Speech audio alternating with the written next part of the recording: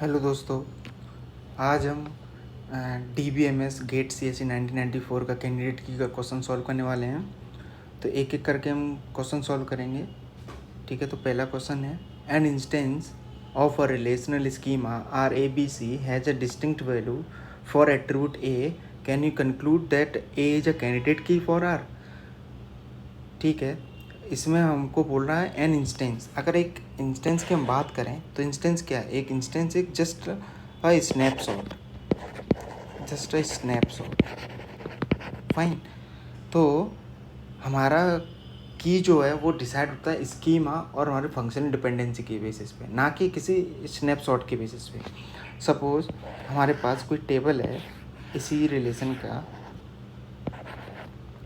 ABC, जो कि satisfy कर रहा है इसकी कंडीशन को कि A has a different value 1 2 3। A में डिफरेंट वैल्यू है। अगर मैं यहाँ पे अगर मैं बात करूँ 3 3 या 4 या 4 7 8 9, अगर यहाँ पे देखा जाए तो A की डिफरेंट वैल्यूज हैं, लेकिन क्या ये इस टेबल पे A को कैंडिडेट की बनाता है? मतलब इसका मतलब A डिटरमाइन BC होना चाहिए। इट मीन्स कि हर एक A की डिस्टिंक्ट वैल्यू के लिए B की भी डिफरेंट वैल्यू होनी चाहिए, राइट। लेकिन अगर यहाँ पे हम देखें तो 1 के लिए 3 है, 2 के लिए 4 है, और यहाँ पे 3 के लिए भी फिर से 4 है, लेकिन 3 के लिए हमारी वैल्यू क्या होनी चाहिए थी? डिफरेंट होनी चाहिए थी। तभी हम बोल सकते थे कि A डिटरमाइन B जो फंक्शन डिपेंडेंसी बनेगी यहाँ पे वो ट्रू होगी। तो स्नैपशॉट का मतलब, इंस्टेंस का मतलब है स्नैपशॉट। किसी भी टेबल का किसी भी टाइम पे अगर हम कोई स्नैपशॉट ले रहे हैं तो वो इंस्टेंस होता है। तो अगर ये कंडीशन यहाँ पे नहीं बन रही है तो इसका मतलब हम नहीं बोल सकते A यहाँ पे कैंडिडेट की होगा,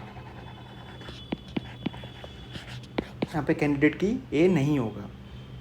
अगर कैंडिडेट की हम डिसाइड करेंगे तो हम स्कीमा के बेसिस पे डिसाइड करेंगे, हम फंक्शनल डिपेंडेंसी के बेसिस पे डिसाइड करें, ना कि किसी इंस्टेंस के बेसिस पे। ओके, सो इसका आंसर होगा A को कैंडिडेट की हम बोल सकते हैं नहीं, A is not a candidate. ठीक है, अभी हम दूसरे क्वेश्चंस पे आते हैं। ये क्वेश्चन है गेट CSE 2014 का सेट 2 का। तो यहाँ पे बोल रहा है कि एक इंस्टेंस दिया हुआ है स्टूडेंट का, ठीक है, और उसमें बोल रहा है कि for this instance of student, student name और स्टूडेंट एज, स्टूडेंट नेम और स्टूडेंट एज दोनों मिला के क्या बनाती हैं?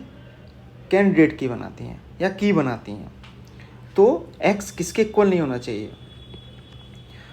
तो अगर हमारे पास मान लो यहाँ पे शंकर है, शंकर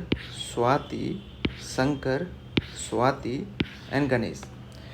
कैंडिडेट की हम जब भी बोल सकते हैं ना कि, या कोई भी की हम जब भी बोल सकते हैं जब हर एक वैल्यू डिस्टिंक्ट हो या डिफरेंट हो। ठीक है, तो यहाँ पे अगर हम चेक करें शंकर की वैल्यू, शंकर और 19 ये मिलके कैंडिडेट की बनाता है, राइट। और स्वाति 18 ये कैंडिडेट की बनाता है मिलके। तो यहाँ पे फिर से बोल रहा है शंकर कॉमा एक्स क्या नहीं होना चाहिए? अगर x अगर 19 हुआ तो मतलब ये दोनों मिलके, ये दोनों की दोनों वैल्यूज़ तो सेम हो गई ना। तो अगर वैल्यू सेम हो गई तो इसका मतलब ये कैंडिडेट की नहीं या की नहीं हो सकता। तो दैट्स वाई x क्या नहीं हो सकता? x 19 नहीं हो सकता। Okay, simple question. Next question पे चलें हम। तो ये पूछा गया था गेट CSE 2011 का। तो इसमें अगर सबसे पहले हम पढ़ेंगे, क्वेश्चन पढ़ेंगे, consider a relational table for a single record for each registered student with the following attribute. पहला क्या है? रजिस्ट्रेशन नंबर है। ये क्या बोलता है कि unique registration number for each registered student. दूसरा क्या है UID, unique identity number, unique at the national level for E citizen. Bank account number, ये क्या बोला, unique account number at the bank, a student can have multiple accounts और joint accounts. ये थोड़ा focus करने वाली चीज़ है। And this attribute stores the primary account number, ठीक है। नेम ऑफ द स्टूडेंट हो सकता है, hostel room number of the hostel. अब इसमें पूछ रहा है कि कौन सा इनकरेक्ट होगा। तो सबसे पहले बोल रहा है कि bank account number is a candidate की। बैंक अकाउंट नंबर कैंडिडेट की हो सकता है। अगर हम देखें तो अब इसमें बोल रहा है कि कोई भी स्टूडेंट मल्टीपल अकाउंट रख सकता है। मान लो स्टूडेंट S1 है, उसका अकाउंट नंबर 1 2 3 है। ऐसे ही S2 है, उसका अकाउंट नंबर 5 4 6 है। अगर हम बैंक अकाउंट नंबर बोलें कि अगर वो की है या प्राइमरी की है, तो इसका मतलब उस की के लिए वैल्यू भी डिफरेंट होनी चाहिए, राइट। तो 1 2 3 के लिए डिफरेंट होनी चाहिए, 4 5 6 के लिए भी वैल्यू डिफरेंट होनी चाहिए। लेकिन यहाँ पे क्या बोल रहा है कि a student can have multiple accounts. तो मल्टीपल अकाउंट्स हैं, तो मतलब यहाँ पे अगर मैं बोल दूँ S1 के पास भी 4 5 6 अकाउंट नंबर है, तो इसका मतलब 1 2 3 भी S1 का है, 4 5 6 भी S1 का है, जो कि डिफरेंट नहीं है। मतलब डिफरेंट अकाउंट नंबर के लिए और सेम स्टूडेंट है, तो इसका मतलब बैंक अकाउंट नंबर हमारा कैंडिडेट की नहीं हो सकता। तो यही हमारा ए ऑप्शन इनकरेक्ट है। दूसरे ऑप्शंस भी देख लेते हैं। Registration number can be A primary की, हो सकता है रजिस्ट्रेशन नंबर, क्योंकि हर एक स्टूडेंट के लिए एक यूनिक रजिस्ट्रेशन नंबर है, तो हो सकता है। यूआईडी इज अ कैंडिडेट की, हो सकता है। अगर सेम कंट्री के लिए बोल रहा है, वो सेम कंट्री के लिए बोल रहा है, तो डेफिनेटली सेम कंट्री में डिफरेंट यूआईडी होगा हर किसी का। अगर हम अदर कंट्रीज में बोलते तो हो सकता है कि सेम भी हो जाए, लेकिन यहाँ पर सेम कंट्री के लिए बोल रहा है, तो सेम कंट्री के लिए हो सकता है। और यहाँ पे डी ऑप्शन क्या बोल रहा है, तो S is a super key and UID and क्या बोल रहा है, S intersection UID is a null, then S union UID is also super key. True है। सुपर की क्या होता है, सुपर की होता है हमारा क्या, अगर हम कोई की है, अगर उसको हम सुपर की निकालें तो उसका सुपर सेट होगा, राइट। अगर हम बोल रहे हैं ए हमारा की है, ठीक है, और कोई रिलेशन है ए पी सी, तो इसमें हमारा सुपर की क्या क्या हो सकता है, ए बी भी हो पॉसिबल है, ए बी सी भी पॉसिबल है, राइट। ए भी हमारा सुपर की है। तो यहाँ पे बोल रहा है कि यू आई डी कोई सुपर की है एस और यू आई डी का इंटरसेक्शन लें तो क्या है, नल है, राइट। तो अगर हम देखें यहाँ पे, अगर हम बोल रहे हैं यहाँ पे ए सुपर की है और बी हमारा यहाँ पे यू आई डी मान लेते हैं इसको यू आई डी, तो इसका मतलब क्या है, इसका मतलब क्या है, इन दोनों का इंटरसेक्शन तो नल है, करेक्ट। तो अगर हम इनका यूनियन लेंगे, डेफिनेटली यूनियन हमारा सुपर की बना रहा है ए भी, देखा जाए तो इसका मतलब ये भी हमारा सही ऑप्शन है। तो इसमें इनकरेक्ट ऑप्शन कौन सा है हमारा, ए। बैंक अकाउंट नंबर हमारा कैंडिडेट की नहीं हो सकता, ठीक है। नेक्स्ट क्वेश्चन देखते हैं हम। यहाँ पे बोल रहा है कि maximum number of super key for the relation schema R दिया है कोई relation schema E F G comma H. इसमें बोल रहा है ई हमारा क्या है, की है। ई क्या है हमारा, की है।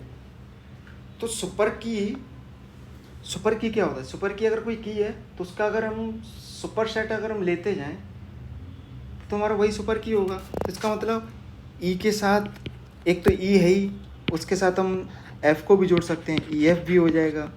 और क्या हो सकता है हमारा, ई एफ जी भी होगा हमारा। और क्या हो सकता है हमारा, ई एफ जी एच भी होगा हमारा।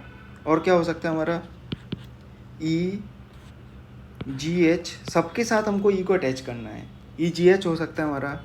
और क्या हो सकता है हमारा, ई एफ एच हो सकता है हमारा, कितने हो गए, तीन तीन छः।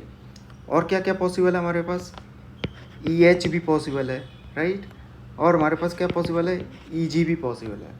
तो टोटल हमारे पास कितने होंगे, अगर देखा जाए तो हमने सबके साथ कवर कर लिया सिंगल सिंगल, उसके बाद हमने दो दो को अभी कवर कर लिया हमने, E F G, E G H, E F H, right. और उसके बाद हमने क्या कवर कर लिया, हमने सबको भी ले लिया। तो टोटल हमारे पास कितने होंगे, 8। इसको हम ऐसे भी देख सकते हैं कि अगर सुपर की बना रहे हैं तो इसका मतलब हम एफ को ले भी सकते हैं, नहीं भी ले सकते। तो इसके पास 2 चॉइस हैं। ऐसे ही सेम इसके पास भी 2 चॉइस हैं, ले भी सकते हैं, नहीं भी ले सकते। सेम इसके पास भी 2 चॉइस हैं। तो इसका मतलब 2 इंटू 2 इंटू 2। तो टोटल हमारे पास कितनी है सुपर की बनेंगी, 8। हम ऐसे भी निकाल सकते हैं। सुपर की मतलब उसके साथ हम और रिमेनिंग जितने भी एट्रीब्यूट हैं सबको हम अटैच कर करके देखेंगे। तो हर किसी के पास 2 ऑप्शन है, की के साथ हम अटैच कर सकते हैं, नहीं कर सकते, कर सकते हैं, नहीं कर सकते। तो इसका मतलब टोटल हमारे पास कितनी सुपर की बनेंगी, 8 सुपर की बनेंगी। ओके, नेक्स्ट क्वेश्चन देखते हैं। ये गेट CSE 2014 का क्वेश्चन है, सेट 3 का। तो इसमें क्या बोल रहा है, क्वेश्चन क्या है हमारा, a prime attribute for a relation schema R is an attribute that appears. हमारा प्राइम एट्रीब्यूट क्या होता है, जैसे मान लो हमारे पास कोई रिलेशन स्कीमा है ABC, और इसमें हमने बोल दिया कि हमारी कैंडिडेट की है AB, ठीक है, कैंडिडेट किया है AB। तो जो भी कैंडिडेट्स की हैं उनमें जो भी एट्रीब्यूट्स अपीयर हो रहे हैं वो सब क्या हैं, प्राइम एट्रीब्यूट्स हैं। तो इसमें प्राइम एट्रीब्यूट्स क्या क्या हैं, हमारे पास A है और B है, राइट। और मान लेते हैं एक और प्राइम एट्रीब्यूट है BC, सॉरी, ठीक है, ये भी एक हमारे पास AB एक कैंडिडेट की है, BC भी कैंडिडेट की है। तो हमारे पास ABC तीनों प्राइम एट्रीब्यूट है, ठीक है। अब हम ऑप्शन बाई ऑप्शन देखते हैं। पहला ऑप्शन क्या बोल रहा है कि N attribute that appears in all candidate की ऑफ आर। यहाँ पे बहुत कन्फ्यूजन होता है। तो बोल रहा है किसी एक एट्रीब्यूट की बात कर रहा है, ठीक है। अगर हम देखें C जो प्राइम एट्रीब्यूट है, क्या वो दोनों कैंडिडेट कीज में है, नहीं है। तो इसका मतलब कि सारे कैंडिडेट्स की में सेम एट्रीब्यूट होना ज़रूरी नहीं है, सेम प्राइम एट्रीब्यूट होना ज़रूरी नहीं है। तो इसका मतलब ये फॉल्स है। इन सम कैंडिडेट की ऑफ आर, यस, किसी ना किसी कैंडिडेट की में तो होगा ही होगा प्राइम एट्रीब्यूट, राइट। तो ये हमारा ये ऑप्शन सही है, ठीक है। बाकी ऑप्शन देखने की जरूरत नहीं। ओनली इन प्राइमरी की ऑफ एट्रीब्यूट, नहीं, ज़रूरी नहीं है, ठीक है। तो इसका मतलब इसका कौन सा ऑप्शन सही है, B ऑप्शन सही है, ठीक है। तो ये हमारे कुछ क्वेश्चंस थे कैंडिडेट की बेसिस पे। आगे भी हम क्वेश्चंस देखेंगे और भी की के बेसिस पे।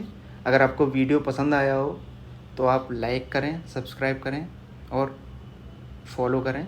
अगर आपको कुछ और टॉपिक पे क्वेश्चंस चाहिए गेट के, तो आप कमेंट में बता सकते हैं कौन से टॉपिक पे आप गेट के क्वेश्चन चाहते हैं, गेट के सॉल्यूशन चाहते हैं। हम एक एक करके सारे टॉपिक को हैंडल करने वाले हैं यहाँ पे। अभी हमने कैंडिडेट की पकड़ा है, अभी हम इस सीरीज़ में, पूरी सीरीज में डेटाबेस के हर एक टॉपिक के गेट के क्वेश्चंस हम सॉल्व करने वाले हैं। गेट के क्वेश्चंस हुआ या TIFR के क्वेश्चंस हुआ, हम अच्छे क्वेश्चंस डील करने वाले हैं। Thank you so much.